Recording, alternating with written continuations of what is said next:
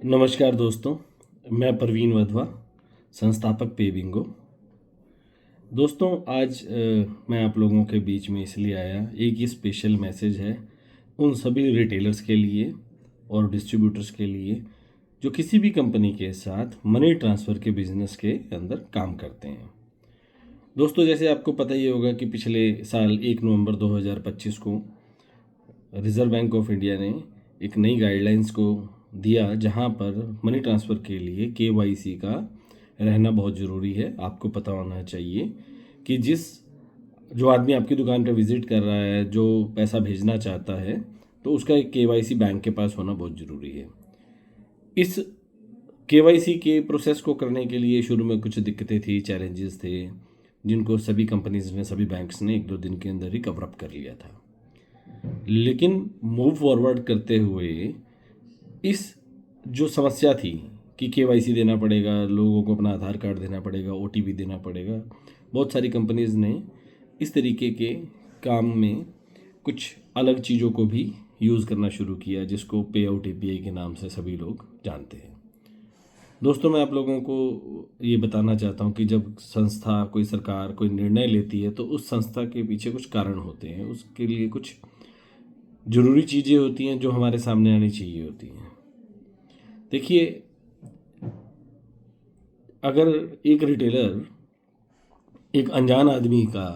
Money transfer कर रहा है, उसको जानता नहीं है, उससे कोई ओटीपी नहीं लिया है, उससे केवाईसी भी नहीं लिया है, ये पैसा एंटी मनी लॉन्ड्रिंग का हो सकता है, ये पैसा टेररिज्म एक्टिविटीज़ का हो सकता है, ये पैसा और भी किसी अन्य ऐसी चीज़ का हो सकता है जिसकी वजह से आपको फ्यूचर में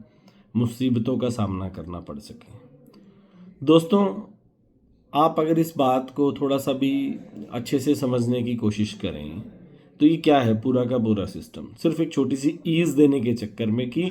इसका ओटीपी नहीं लगता, इसमें अपने को आधार से ऑथेंटिकेशन नहीं करना पड़ता।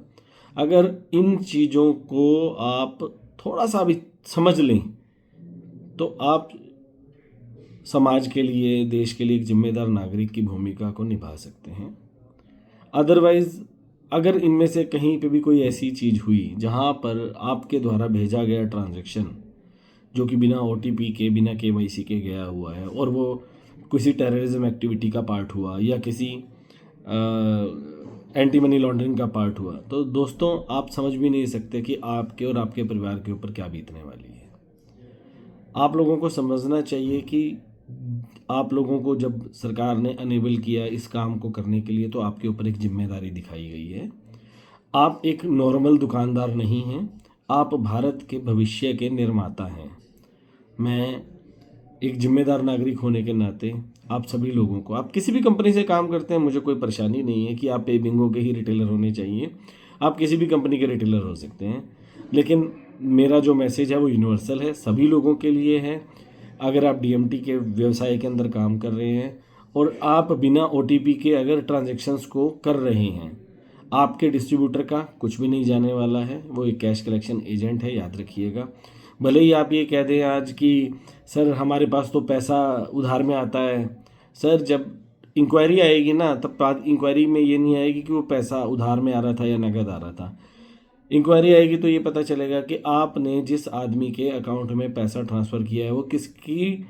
कहने पर किया है और आपके पास उसका कोई रिकॉर्ड नहीं होगा, तो समझिए ज़रा कि आप कितनी बड़ी मुसीबत में फंस सकते हैं। इस वीडियो को थोड़ा सा शॉर्ट करते हुए बस मैं आप लोगों से इजाज़त लूँगा और कोशिश करेंगे कि आपको वापस से कुछ इंफॉर्मेटिव वीडियोस शेयर करते रहें। Thank you so much.